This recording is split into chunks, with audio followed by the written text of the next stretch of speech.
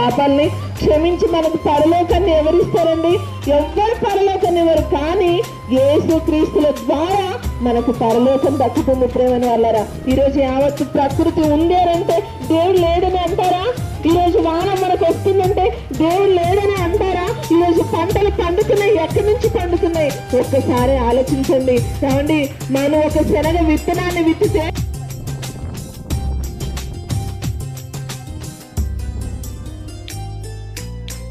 ಪ್ರಭು ಯೇಸು ಮಾತುಗಳನ್ನ ಪ್ರಕಟಿಸುವ ಸ್ತ್ರೀಯರು, ದೇವಾಧಿದೇವರಿಗೆ ಸೈನ್ಯವು ತಾನೇ.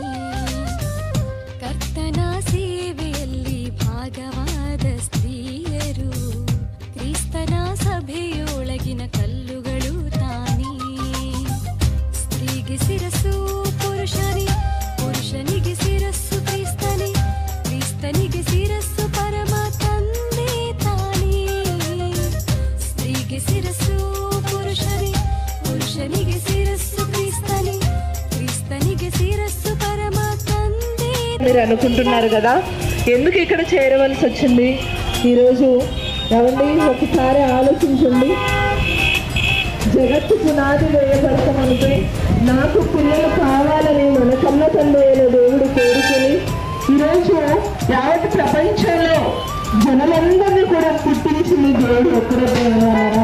ఏమండి, మీ చేతికి ఒక వస్తువు వస్తుందంటే, మీ చేతికి ఏదైనా ఒక పరికరాలు మీకు అందాయి అని అంటే, లేదా మీరు ఏదైనా ప్రేమ చేసుకున్నారు అని అంటే, ఏమండి దాని వెనకాల ఏమండి సృష్టించిన ఒక సృష్టికర్త ఉన్నాను అని మీరు అనుకుంటారు.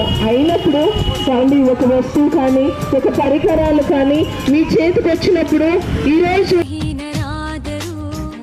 ಸಭೆಯಲ್ಲಿ ಸಮಭಾಗವು ಸ್ತ್ರೀ ದೇಹವು ದೈವಾಲಯವು ತಾನೇ.